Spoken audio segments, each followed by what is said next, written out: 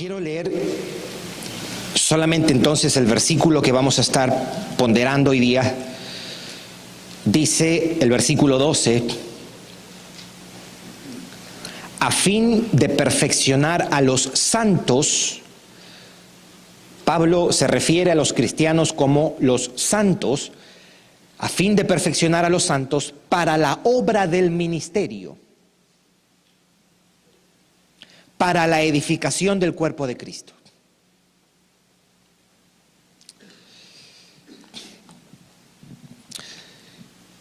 Solamente a manera de introducción, mi intención era tomar estos versículos 12 hasta el 16 y leerlos y estudiarlos en un solo servicio. Esta era la intención hoy día. Pero mientras meditaba en el versículo 12 y me preparaba para este mensaje, esa palabrita o esa expresión, la obra del ministerio, me inquietó y comencé a pensar y a decir: yo creo que Día de Adoración necesitamos un servicio para pensar, meditar acerca de esto, de la obra del ministerio. Mientras meditaba en si hacía eso o no hacía eso, la semana pasada me visitó un hermano y ese querido hermano abrió su corazón y me compartía y me decía de que hubo un tiempo en su vida cristiana en que él evangelizaba todos los días.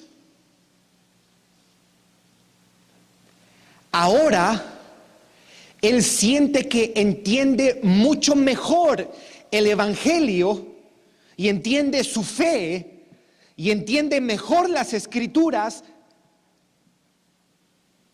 pero paradójicamente ha dejado de evangelizar. Y él me decía: nosotros necesitamos hablar de eso en la iglesia, más de eso. Y yo tomé esa charla como la confirmación de que el versículo 12 había que hacerlo en un solo servicio. ¿Ok? Esa es la razón por la cual estamos haciendo el versículo 12 solamente hoy día. ¿Le parece? Muy bien.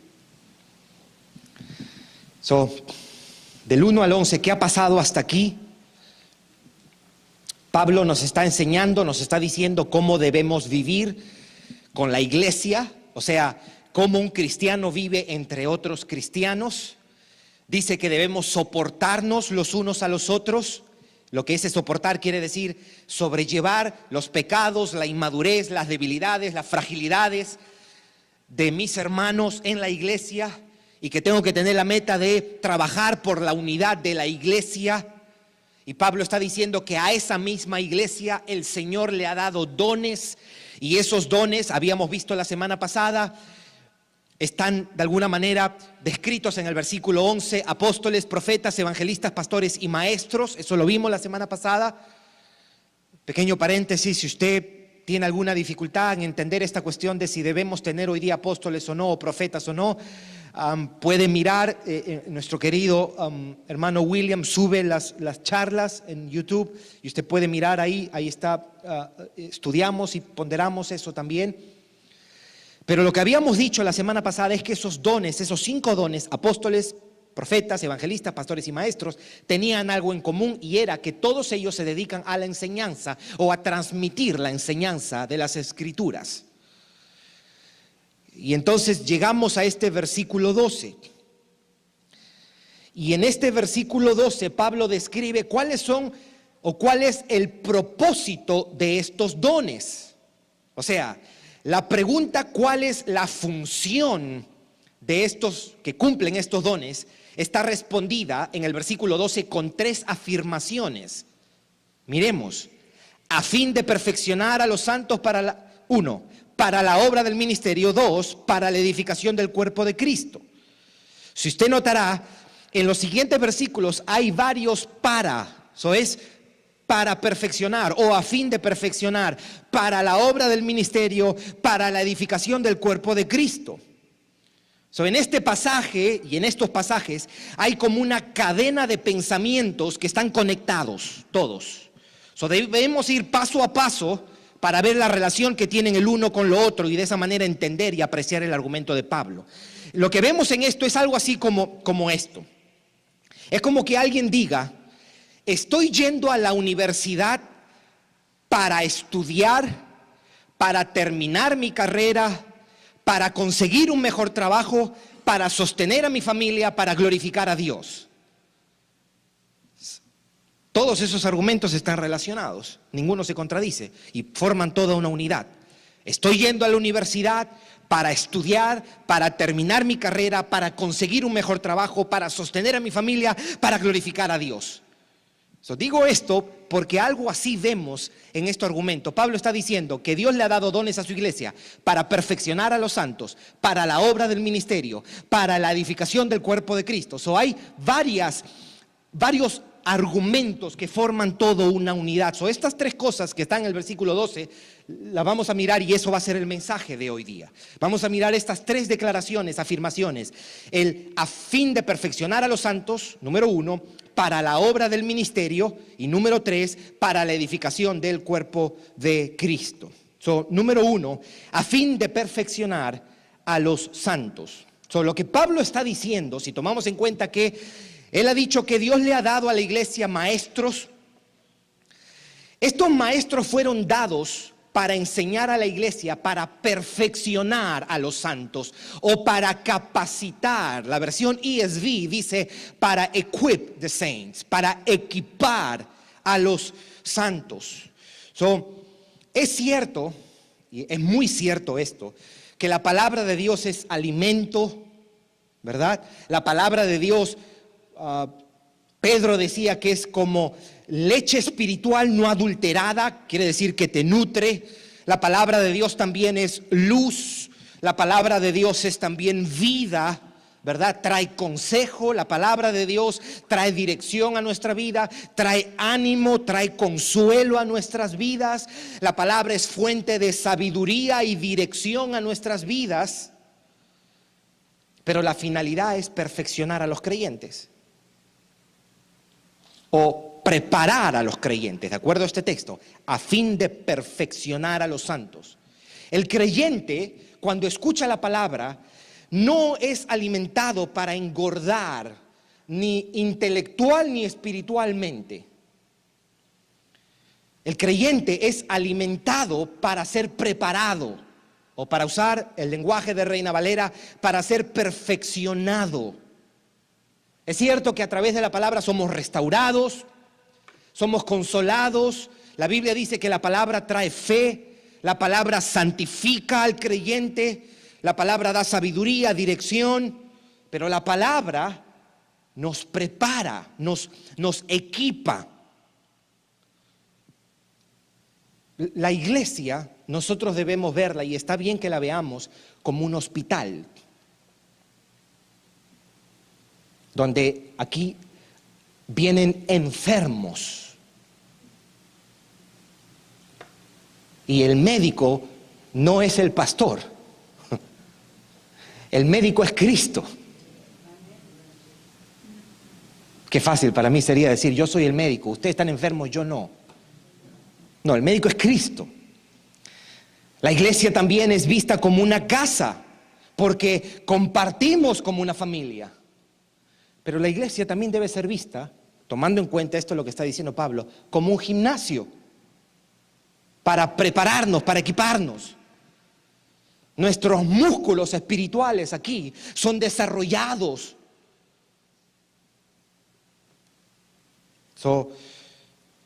El texto está diciendo que Dios le dio dones a su iglesia, maestros a su iglesia. ¿Para qué? Para que escuchemos la palabra y nos gocemos y digamos: wow, qué rico mensaje, qué rica palabra. Y para engordarnos o para equiparnos, perfeccionarnos, entrenarnos, capacitarnos.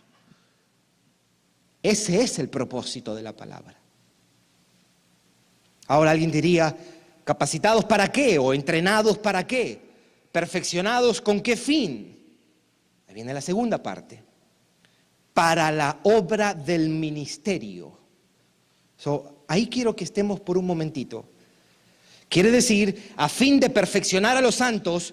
Ok, ¿me perfeccionas para qué, Pablo? La palabra me perfecciona, me capacita, me prepara, me equipa. ¿Para qué?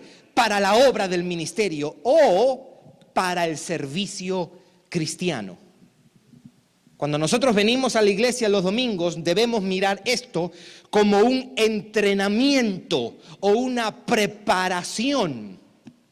Mientras oigo yo la palabra, mientras entiendo más el Evangelio y las implicaciones del Evangelio, mientras crezco en mi comprensión de mi fe, debo entender que el propósito es que yo pueda servir a la iglesia.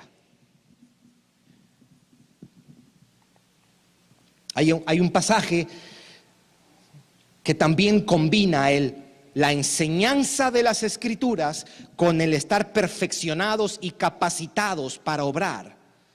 Por lo general citamos la primera parte del versículo.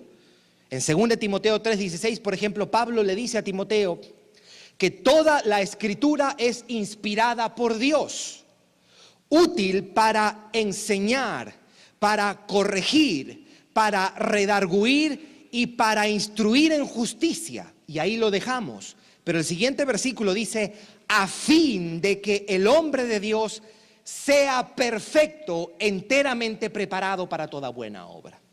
Ahí Pablo combina, como en este pasaje, la exposición de las Escrituras con el fin de preparar al creyente o capacitar al creyente. Mientras yo escucho la palabra y soy sanado, soy restaurado en mis emociones, soy informado en mi adoración, soy instruido, soy corregido, Dios mira eso como una preparación o una capacitación para el creyente. En otras palabras, la enseñanza cristiana prepara al cristiano para el servicio cristiano. Lo voy a decir otra vez. La enseñanza cristiana prepara al cristiano para el servicio cristiano o la obra del ministerio. Ahora, ¿cómo entender esto de la obra del ministerio? ¿Qué es la obra del ministerio? Si usted dice que la obra del ministerio es una manera de describir el servicio cristiano, ¿ok? ¿Qué cosas constituyen la obra del ministerio? ¿O cuál clase de servicio cristiano? Se puede decir muchísimas cosas, ¿ok? Hay muchas actividades y muchas cosas que nosotros podemos describir que se constituyen en esto que Pablo dice, la obra del ministerio para un creyente. Voy a decir 3 aspectos que constituyen la obra del ministerio. No son todas, ¿ok? No son todos, o sea, lo que yo diga aquí no le va a hacer justicia a todo lo que pudiéramos decir a la obra del ministerio, pero la obra del ministerio por lo menos incluye estas 3 cosas. Quiero ser práctico. Para efecto de ser práctico voy a mencionar estas 3 cosas. Número 1, un aspecto que constituye la obra del ministerio es el servicio que nosotros prestamos en el edificio de la iglesia o aquí adentro. 1. 2. La misión de la iglesia en el mundo y su testimonio al mundo. Ese aspecto está dentro de la obra del ministerio. Y número 3, el servicio a los hermanos de la iglesia, ya no al edificio como tal. Lo voy a desarrollar brevemente. ¿A qué cosa me refiero con estos 3? Estos 3 aspectos son parte o constituyen la obra del ministerio. No sé si se entiende eso. Número 1, el servicio que prestamos en el edificio. ¿En qué momento? Bueno, durante los cultos, por ejemplo, o las distintas actividades que nosotros tenemos como iglesia. alguna función de enseñanza aquí en la iglesia, por ejemplo, aquellos que enseñan a los niños o que cuidan a los niños, todo eso incluye la obra del ministerio, servir en nuestra iglesia, en este caso como anfitriones, servir con el audio, la proyección, servir en la música, servir con la limpieza del local. Estoy tratando de ser lo más práctico posible para tratar de tener una definición poco exhaustiva, más completa de lo que es obra del ministerio. Cuando usted escucha obra del ministerio, usted pueda pensar en esto. Número 2, también la obra del ministerio implica e incluye el aspecto de la misión de la iglesia y el testimonio de la iglesia. ¿A qué me refiero con esto? La misión que nosotros tenemos de evangelizar.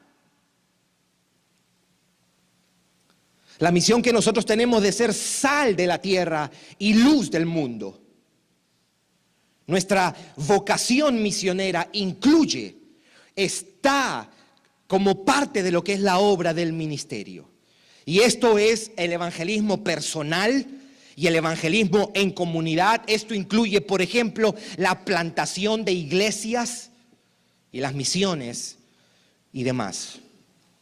Número 1, ¿qué incluye la obra del ministerio? Incluye el servicio que nosotros prestamos aquí al edificio. Número 2, la misión o el servicio que hacemos en la misión que la iglesia tiene de alcanzar el mundo, predicar al mundo y el testimonio al mundo. Y número 3, y en este yo quiero que estemos un poquito porque vamos a mirar estos 9 versículos que les dije.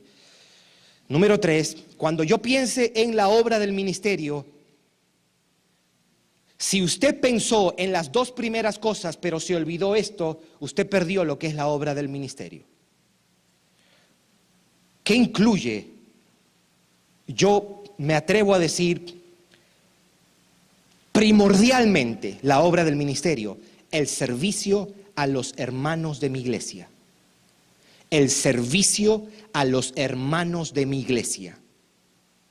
Ahora, no es que esto sea más importante que otras cosas, pero este aspecto de la obra del ministerio, algunos lo ven como algo opcional.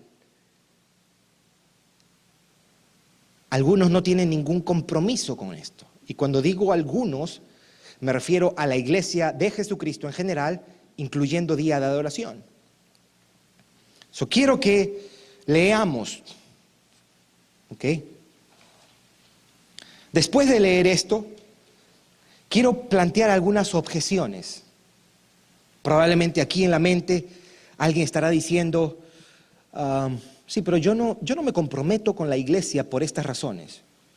O lo que pasa es que usted no sabe esto, que yo estoy aquí. O es que esta razón que yo tengo para no involucrarme en el servicio de la iglesia, esta razón sí es sólida, fuerte. Y si yo le dijera a usted, usted se convencería y usted me dejaría, esto no aplica para ti. Yo voy a plantear estas objeciones y las vamos a responder también para ayudarnos. Pero primero vamos a mirar este tercer aspecto de la obra del ministerio. Cuando decimos, Pablo dice, a fin de perfeccionar a los santos. ¿Para qué, Pablo? Para la obra del ministerio. ¿Qué es la obra del ministerio? Hemos dicho 2 cosas que incluyen, esta es la tercera. Preste atención, 9 versículos. 9 versículos. El primero, número 1, contribuyendo para las necesidades de los santos.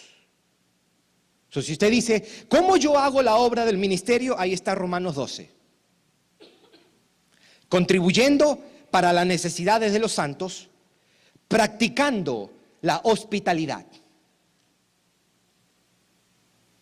Esto no quiere decir ir a visitar a los hospitales. Es recibiendo a personas en tu casa.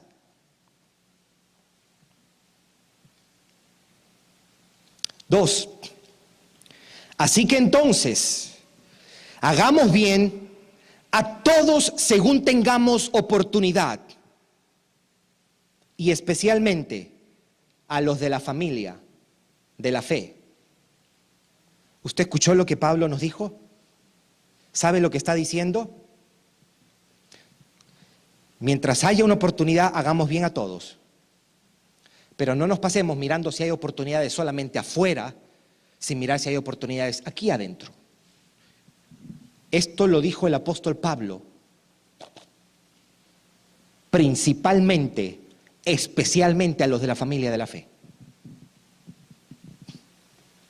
3. En esto hemos conocido el amor, en que Él puso su vida por nosotros. Amén. Amén. Él puso su vida por nosotros. También nosotros debemos poner nuestra vida por los hermanos. Pero el que tiene bienes de este mundo y ve a su hermano tener necesidad y cierra contra él su corazón, ¿cómo mora el amor de Dios en él? Hijitos míos, no amemos de palabra ni de lengua, sino de hecho y en verdad. 4. También os rogamos, hermanos, que amonestéis a los ociosos. ¿Le puedo hacer una pregunta, querido hermano en Cristo? ¿Le está hablando Pablo aquí a los pastores de la iglesia o le está hablando a los hermanos de la iglesia? ¿A quién? A los hermanos de la iglesia.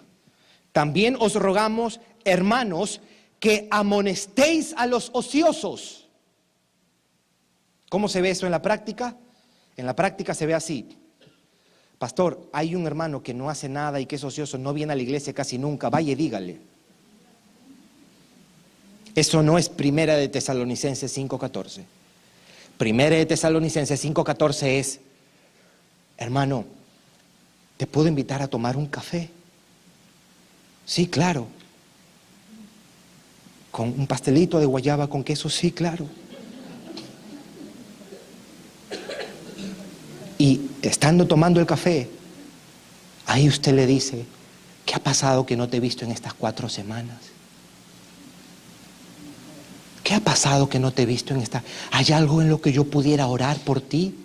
¿Hay algo en que tú necesites ayuda? Eso es Primera de Tesalonicenses 5.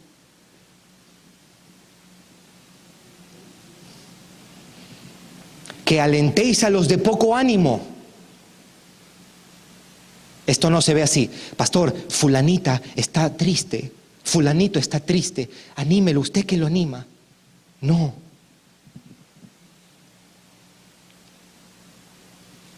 ¿Es usted ir a ese hermano o a esa hermana y decirles, ¿cómo yo puedo orar por ti? Ánimo. Que sostengáis a los débiles, que seáis pacientes para con todos. 5. Hospedaos los unos a los otros. ¿Cómo? ¿Cómo hospedamos los unos a los otros? ¡Wow!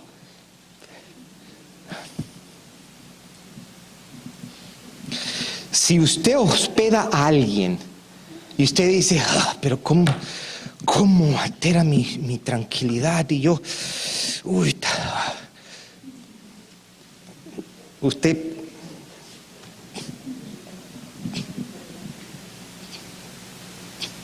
aquí no dice para los que tienen casas grandes, aquí no dicen para los que tienen casa de 4 cuartos, 3 baños. Si usted tiene una efficiency y usted está ahí donde Pedro, usted le dice, Pedro, yo tengo una efficiency, yo no puedo.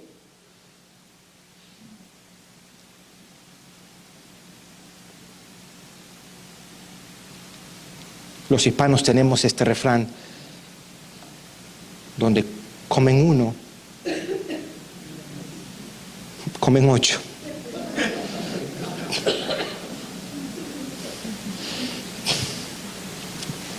Cada uno, según el don que ha recibido. Implicación, todos han recibido un don. Ministro a los otros, como buenos administradores de la multiforme gracia de Dios. Si alguno habla, Hable conforme a las palabras de Dios. Alguno ministre conforme al poder que Dios da, para que en todo sea Dios glorificado por Jesucristo, a quien pertenece la gloria y el imperio por los siglos de los siglos. Aquí Pedro hace una clasificación, una doble clasificación de los dones. Hay quienes tienen un tipo de don que tiene que ver con hablar, enseñar, exhortar, animar, liderar. Hay otros que tienen el don de servir con la misericordia y demás. O él hace una categorización de dos lados. Pero lo que está diciendo es: todos tenemos algo que hacer para dar a la iglesia. 6.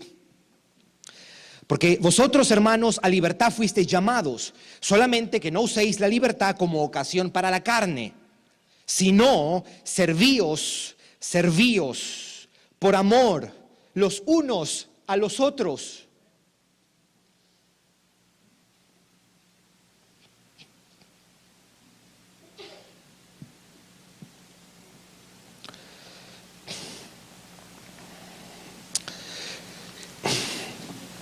Antes de leer estos 3 que son tomados del libro de Hebreos, quiero confesarle algo.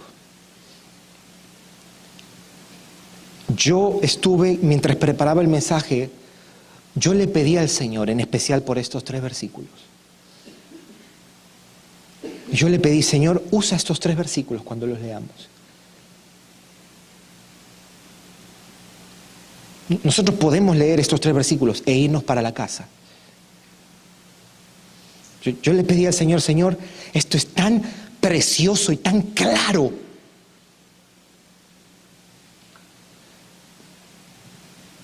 Siete. Mirad, hermanos, que no haya en ninguno de vosotros corazón malo de incredulidad para apartarse del Dios vivo. Eso es serio. Eso es peligroso. Ok, ¿qué hago, autor de Hebreos, para eso? Antes, exhortaos los unos a los otros cada semana. ¿Saben lo que está diciendo este texto, mis hermanos? Que el antídoto para que nosotros seamos guardados firmes en el Señor es la comunión unos con otros, en el que nos exhortamos los unos a los otros. Yo no sé si usted ve eso ahí. Si usted no ve eso ahí, no me crea. No me crea. Mire lo que dice: mirad, hermanos, que no haya en ninguno de vosotros corazón malo de incredulidad para apartarse del Dios vivo. Antes, para evitar eso, exhortaos los unos a los otros. ¡Wow! Yo no sé si usted ve eso, hermano. Yo no sé si usted ve eso. Mi oración es que cuando usted no viva de acuerdo a eso, usted sienta y entienda que está pecando. Porque está claro ahí. Cada día. ¿Sabe qué cosa quiere decir eso? De que si nosotros como iglesia tenemos los grupos un día, los estudios bíblicos de los jueves 2 días y los domingos en el servicio 3 días, nos faltan 4 días. Al menos que durante la semana usted viva y experimente esto de Hebreos capítulo 3. ¿Se da cuenta lo importante y lo urgente que es el compañerismo con otros hermanos?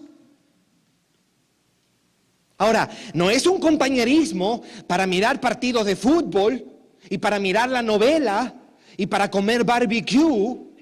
Y se puede comer barbecue y se puede mirar fútbol, no novelas. Pero es un compañerismo para exhortarnos los unos a los otros. Si tu relación con tus hermanos en la iglesia solamente está limitada a jugar, a entretenerte, tú no amas a esas personas. No hay manera, tú no puedes amar a una persona a quien tú no puedes decirle cuando hay algo que necesita escuchar esa persona. Tú no eres amigo de alguien, no te llames amigo de alguien si falta constantemente a la iglesia y tú no lo llamas y le dices: hey, ¿por qué ha faltado tanto a la iglesia?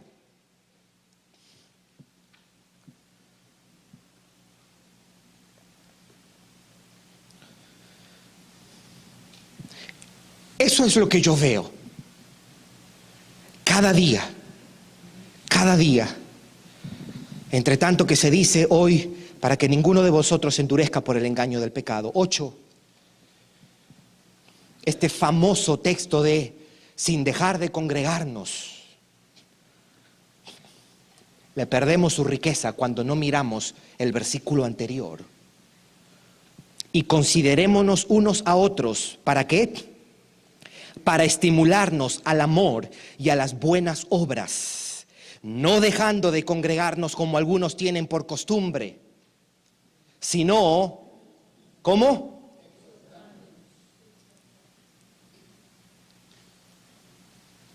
Exhortándonos. ¿Cómo se ve esto en un domingo? Esto se ve de esta manera. Yo tratando de llegar temprano a la iglesia para compartir con mis hermanos, y yo procurando comunión con mis hermanos después de la iglesia. Sea que me quedo conversando con ellos acá, o sea que lo invito a comer a mi casa, o lo invito a comer a algún lugar.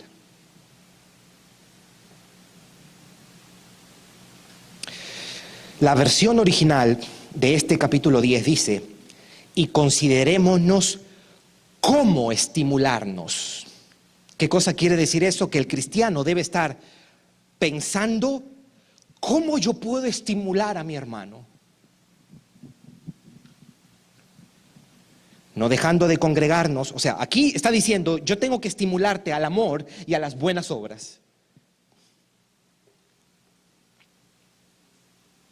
No dejando de congregarnos. O ya ve que el congregarse no es solamente para cantar, aunque es glorioso cantar. Para escuchar es glorioso escuchar. Pero este texto me está diciendo a mí que el congregarse también tiene otro aspecto, y es el exhortarnos y estimularnos como hermanos.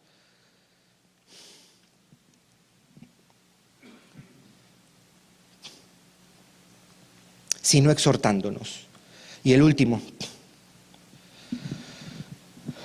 y de hacer bien y la ayuda mutua, no os olvidéis. La ayuda mutua, el hacer bien, no os olvidéis. ¿Por qué, autor de Hebreos? Porque de tales sacrificios la ayuda mutua en ocasiones va a costar. La ayuda mutua en ocasiones te va a sacar de tu agenda, va a limitar tu descanso, porque de tales sacrificios, ¿qué dice? Se agrada a Dios. Cuando usted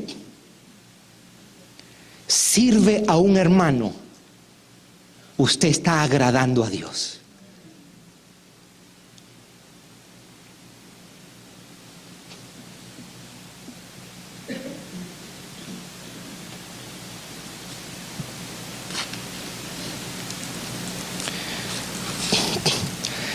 ¿Son todos los versículos? No.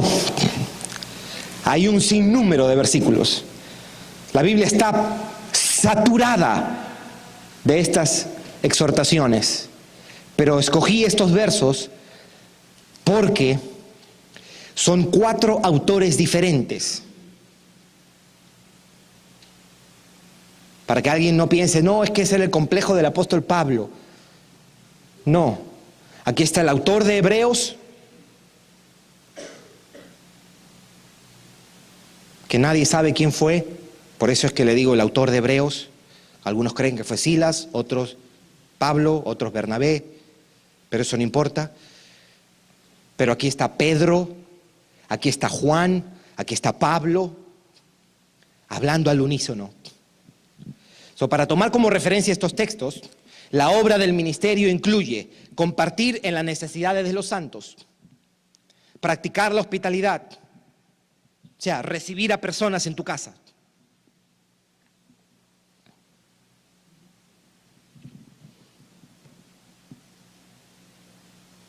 ayudar a mis hermanos en sus necesidades, amonestar a los ociosos, alentar a los de poco ánimo, sostener a los débiles, ser pacientes con todos, hospedar a mis hermanos, estimular a mis hermanos, exhortar a mis hermanos, orar por mis hermanos, amar a mis hermanos, servir a mis hermanos.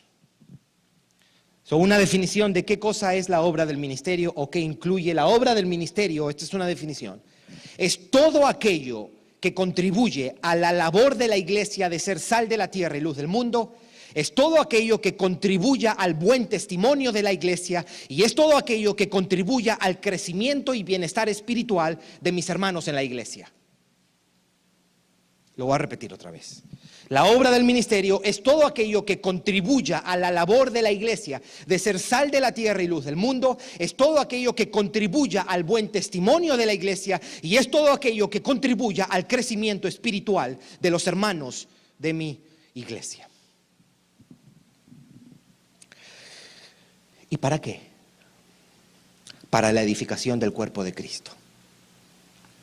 Es una manera que el apóstol Pablo usa para decir, para el crecimiento espiritual de la iglesia o para el desarrollo espiritual, la madurez espiritual de la iglesia, para que el cuerpo crezca, para que la iglesia madure. En otras palabras, mire la línea. El creyente es preparado, capacitado para hacer la obra del ministerio y mientras el creyente es preparado y hace la obra del ministerio, el cuerpo de Cristo es edificado.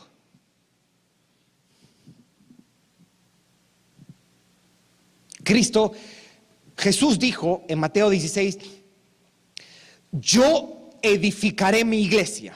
Cristo edifica su iglesia, pero lo hace a través del compromiso de sus miembros, del esfuerzo de sus miembros, del trabajo de sus miembros. A manera de resumen, pudiéramos decir, la iglesia es edificada cuando los santos que están siendo capacitados están involucrados en el servicio. La iglesia madura cuando los creyentes que son instruidos están comprometidos en la obra del ministerio. El cuerpo de Cristo, así se llama la iglesia, crece, se desarrolla cuando sus miembros, al ser perfeccionados, están activamente trabajando por la comunidad.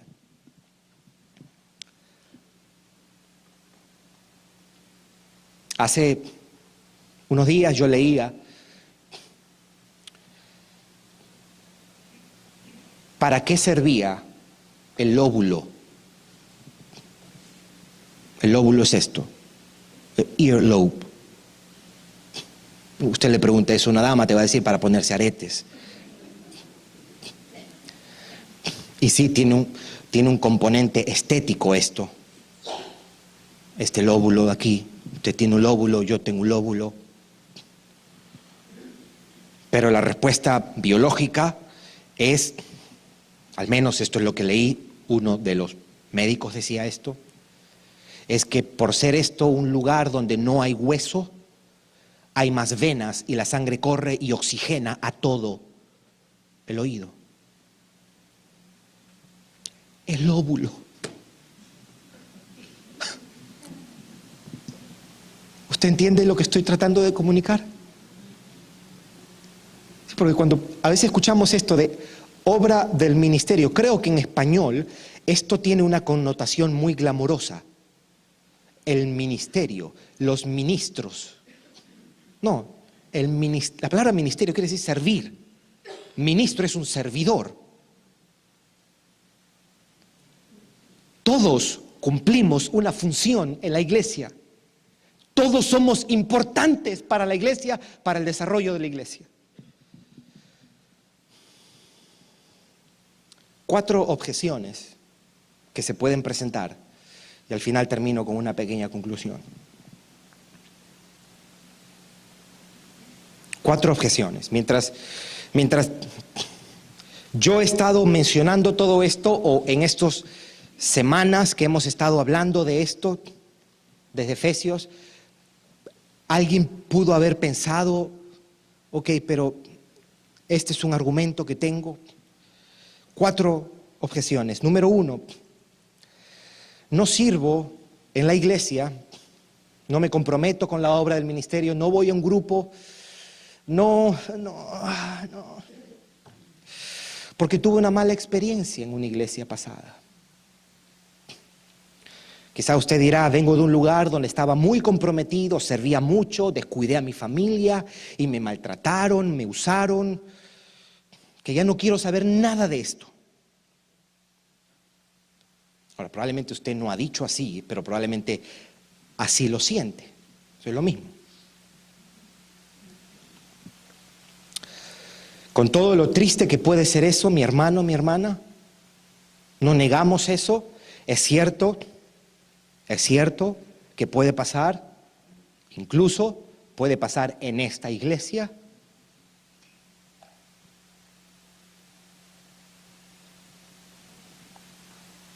Una mala experiencia con la iglesia o en la iglesia no te exonera de la iglesia. En ninguno de estos 9 versículos yo veo, todo esto es para todos los cristianos menos para Gerson, que tuvo una mala experiencia. A él no aplica eso. No puedes desentenderte de tu responsabilidad. Y te animo, te exhorto, si ha sido esa tu experiencia, aférrate a Cristo. Aférrate a Cristo.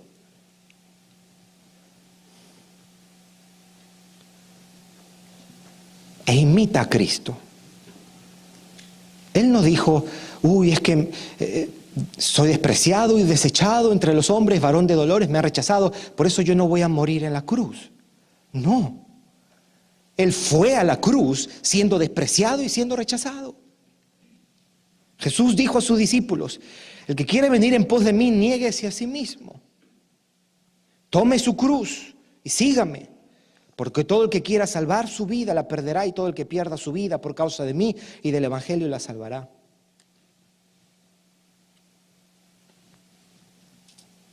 Si ese es tu argumento, querido hermano, querida hermana, ¿qué tú vas a hacer con la Biblia?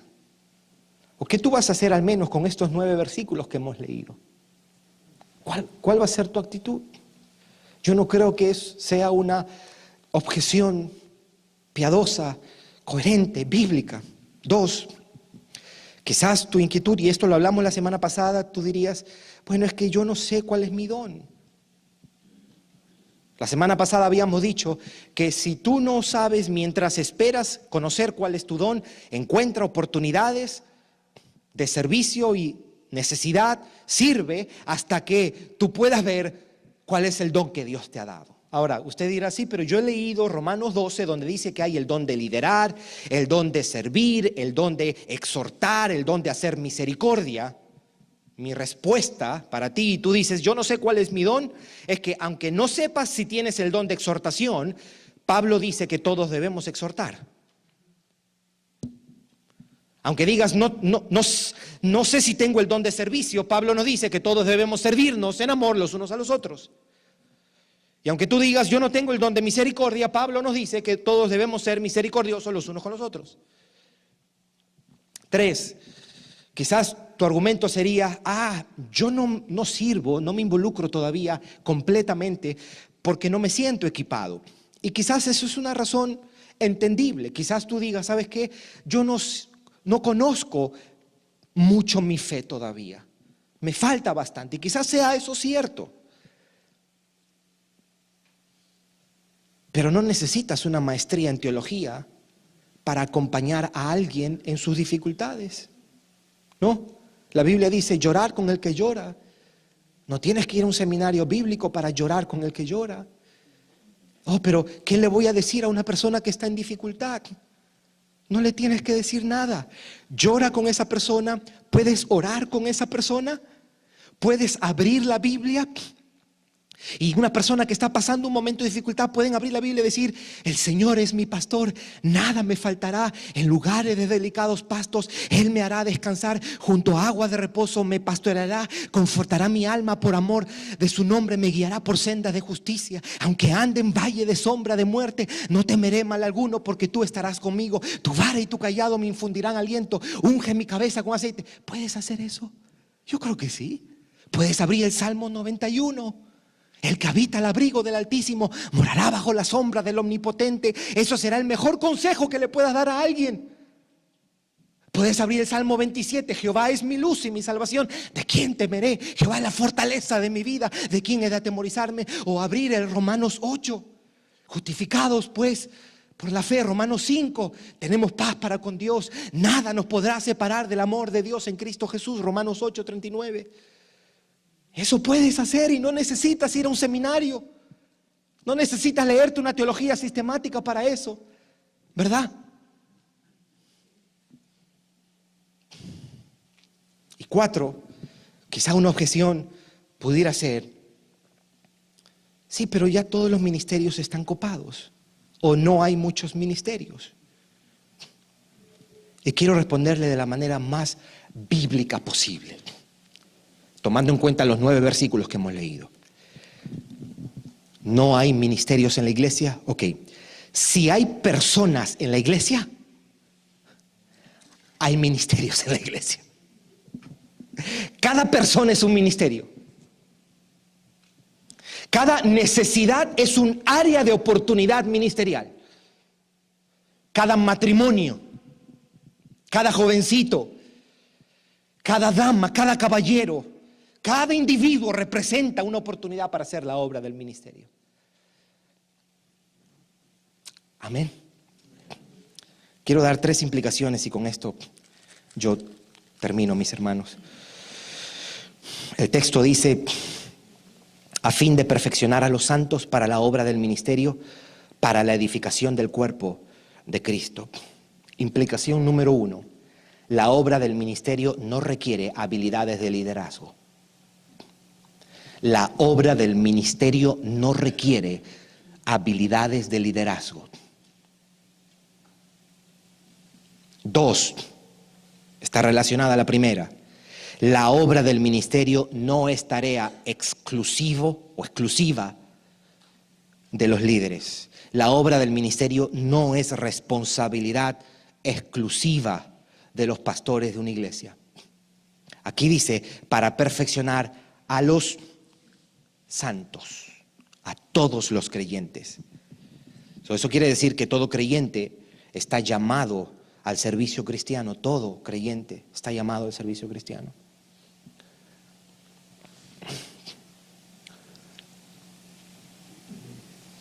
Y 3, cada uno de nosotros que somos miembros del cuerpo de Cristo, tenemos un gran potencial para hacer de esta iglesia local un lugar que mejor refleje a nuestro Señor. Cada uno de nosotros. ¿Usted sabe lo que yo pensaba en estos días? Mientras preparaba este sermón, yo pensaba y decía: si aquí por lo general los domingos vienen promedio de 200 personas, incluyendo los niños. Yo decía, si 50 personas dirían: ¿sabe qué?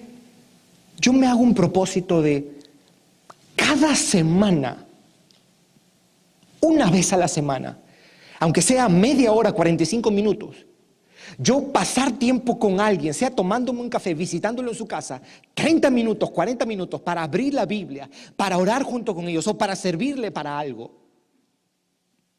Yo estaba pensando y diciendo: Día de Adoración sería otra iglesia, habría una revolución, o lo que los teólogos llamarían un avivamiento. Pero después, mirándolo bien, decía: no, yo no creo que habría un avivamiento en Día de Adoración. Habría un avivamiento en Cooper City, en Pembroke Pines.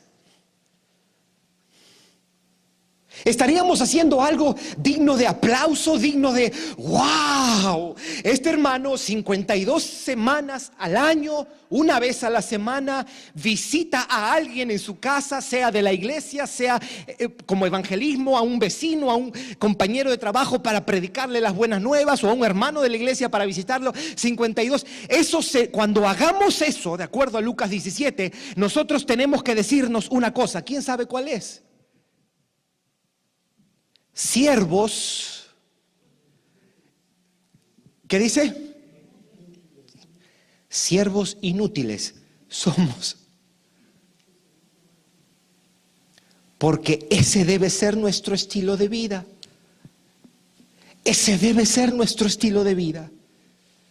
Cada creyente en esta iglesia puede contribuir para hacer de esta comunidad una mejor comunidad.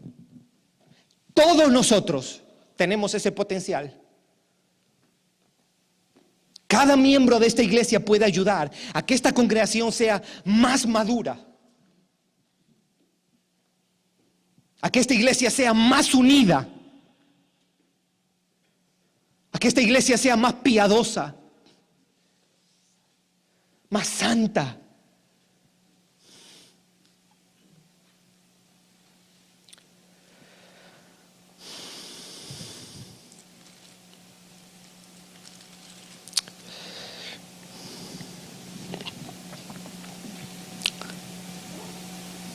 Más bienaventurado es dar que recibir.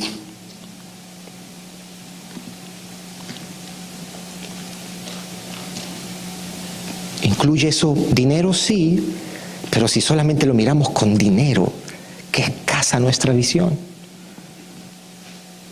Dar de mi tiempo. Hay veces es más fácil dar $50 a alguien que darle todo un día a alguien.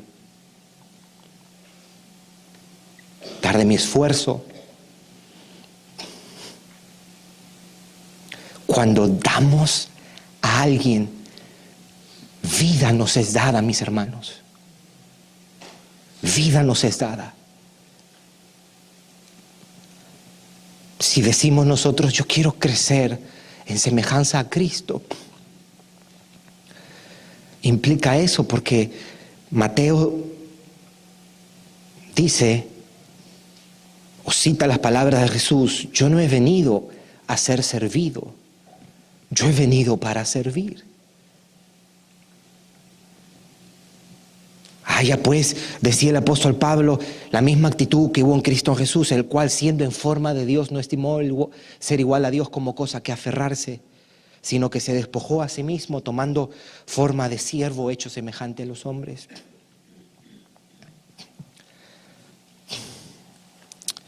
Yo creo que estamos frente a una gran oportunidad, y frente a una vida gloriosa. Dar mi vida por Cristo, por el Evangelio, mi servicio, mi tiempo. Oh, claro que nos cansamos, claro que hay compromisos, pero qué glorioso gastar nuestras vidas por su reino, por mi Salvador, mi tiempo.